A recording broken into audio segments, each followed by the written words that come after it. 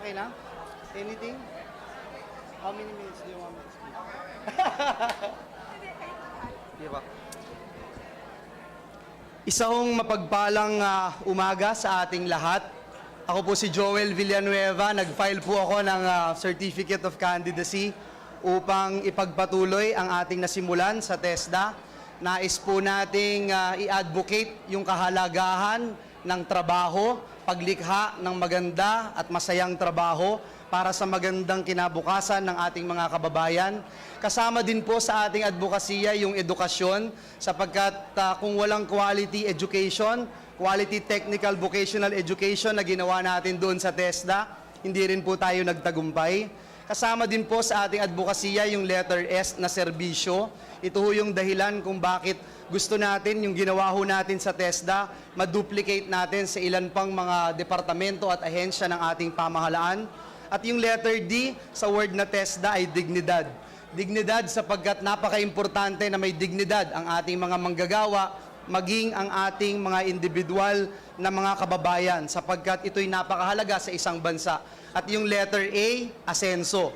Baliwala ang tagumpay ng kahit na anong departamento o isang unit ng ating pamahalaan kung hindi naman umaasenso ang ating mga kababayan. Dito po ako tumatayo bilang nag-a-apply sa inyo ng trabaho this 2016 elections. Ang tatak Villanueva ay tantamount na to sincerity and integrity. At kumbaga po sa mga public places, yung tatak Villanueva parang protected by CCTV. Kaya ako kasama ko si Brother Eddie sapagkat alam ko po na kahit walang tao o kasama tayo sa isang lugar, meron pong nasa itaas na tumitingin at gumagabay at nag-oobserba sa atin. So muli po, ako po si Joel Villanueva. Ako po si Joel Tesdaman Villanueva. At siguro gusto ko hong banggitin sa inyo na yung salitang Tesdaman ay hindi lamang salita o gimmick. Ito pong TESDA ay isang misyon na nasimulan na po natin sa TESDA. Meron pong 9 million plus na graduates ang TESDA nitong nakaraang 5 taon. At doon po sa huling pag-aaral natin, 71.9% ng ating TESDA scholars ay nakakuha na ng maganda at disenteng trabaho. Ito po ang binabangkingan natin at muli po, nagpapasalamat ako sa inyong lahat.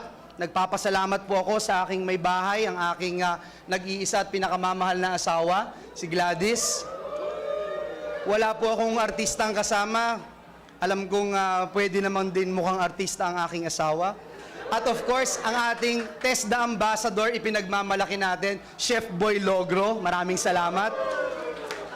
Sa ating mga PBA legends, Jericho Diniera, Rodney Santos, kami po ay for the past 2-3 years umiikot sa bansa yung team trabaho na kasama ho ang mga TESDA specialista. Kaya ho kasama natin sila. Muli ho, ito yung nais nating palawakin at gawin. Itong dumami ang trabaho, maglikha ng maraming trabaho. Sa atin pong kasaysayan, pinakamaraming na-produce po ang TESDA ngayong Administrasyong Aquino ng 9 million graduates at more than 10 million enrollees. At muli, pinagmamalaki natin yung mga graduates natin na hindi lamang nagkaroon ng maganda at disenteng trabaho, kundi nagkaroon ng magandang kinabukasan. At ito po ang ating isinusulong, masayang pagbabago para sa ating mga kababayan. Sa inyo pong lahat, magandang umaga, mapagpalang umaga. Maraming salamat po. Maraming salamat po. At ako uli, si Joel Villanueva, nag-a-apply ng trabaho para maging senador at kinatawan ninyo doon sa Senado. Maraming salamat po. Sir,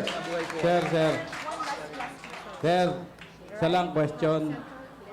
Sir, question. Ernie Reyes po sa interaksyon. Yes, sir. Sir, Yes, sir. Sino yun? Sir, anong tawag dito? Give us one word. Bakit ka namin iboboto?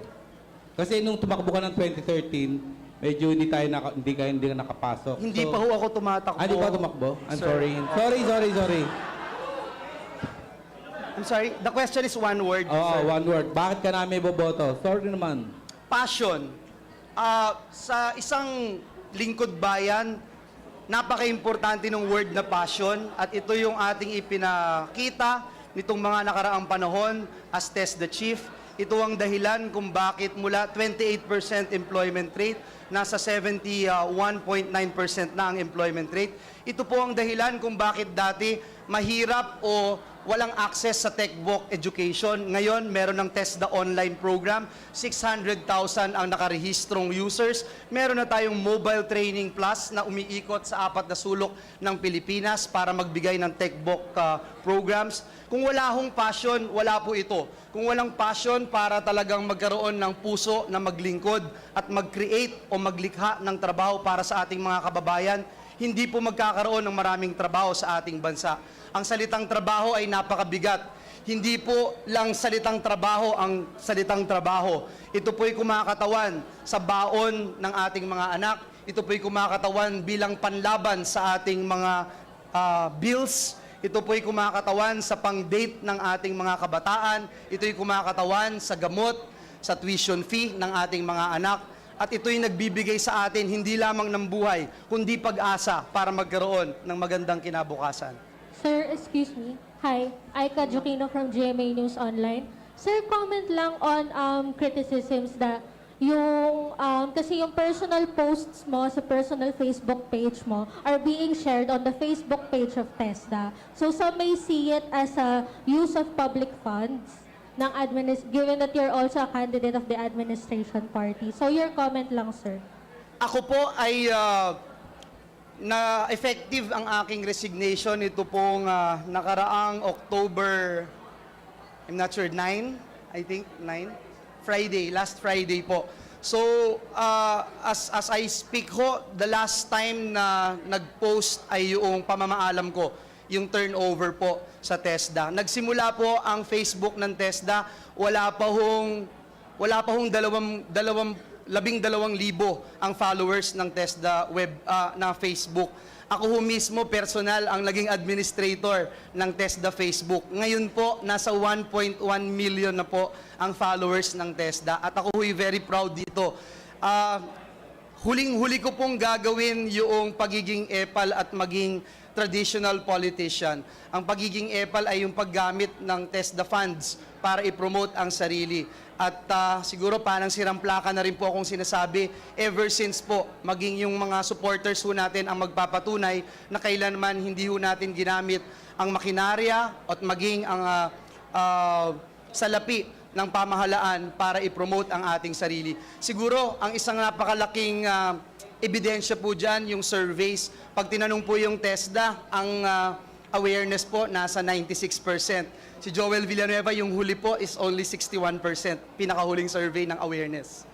Salamat po. Sir, isa na lang po.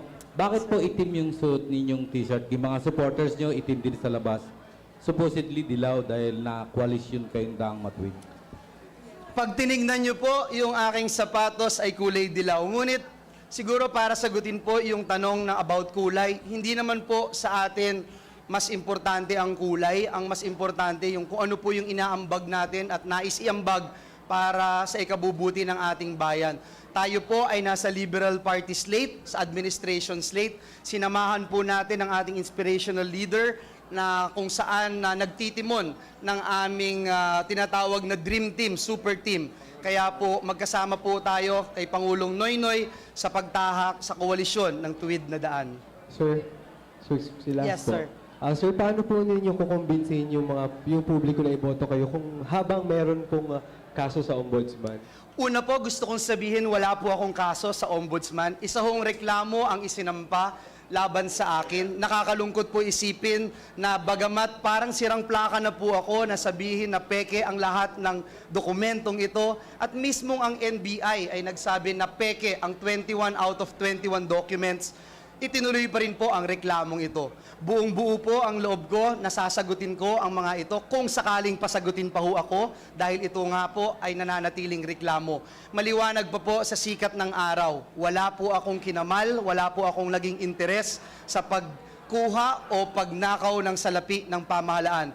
Gaya ng sabi ko ho, ang tatak Villanueva at sa harap ng Diyos at ng aking pinakamamahal na tatay na si Brother Eddie, hindi ko po kayang gawin ang ibinibintang at ipinaparatang sa akin. At sa tamang panahon, naniniwala ako, mas matalino ang ating mga kababayan para ma-distinguish ang chismis at ang katotohanan. Sir, were you able to sort out... Ay, sorry. Ay, Sir, ma'am. hi, sir. Sir, were you able to sort out your differences with Secretary Laila De Lima already? Since you belong to the same slate. Kami po ay nagkasama sa gabinete ni Pangulong Noynoy and we act as professionals and it is what it is. Whatever I said in the past few weeks, pinaninindigan ko po. Ang aking paninindigan ay mas lalong tumibay sa katotohanan, katarungan at katwiran. Wala hong perfect setup ang ating slate. At kung hihintayin po natin ang perfect setup para makapaglingkod sa ating bayan, hindi ko po yun gagawin sapagkat kinabukasan at kinuha ko na po yung katungkulan para magbigay ng magandang kinabukasan at trabaho sa ating mga kababayan. So yung personal feelings po natin, we'll let go of it for the greater good. Sir, follow-up question. Can you work with her? Can you work with her should the two of you win? We work together in the cabinet, but again, it remains the same yung aking nararamdaman.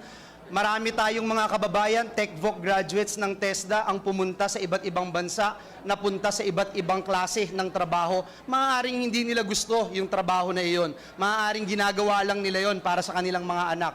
Siguro ganun din po yung aking nararamdaman. At the end of the day, alam ko kung anong mas importante at alam ko na kinakailangan ako ng taong bayan para magbigay pa ng maganda at disenteng trabaho. Marami pong salamat. Marami pong salamat.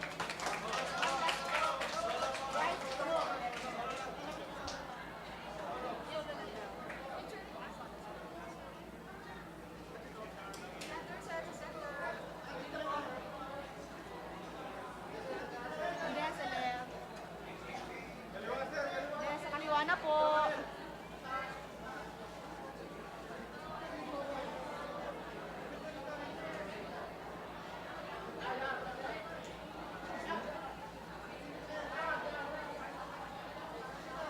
Para lang pala estudyante ko eh. Oh, sure. To the left, And then to the left. Okay. Ay, meron pa. Okay, thanks. Sige, sa left ka. Okay, thank you.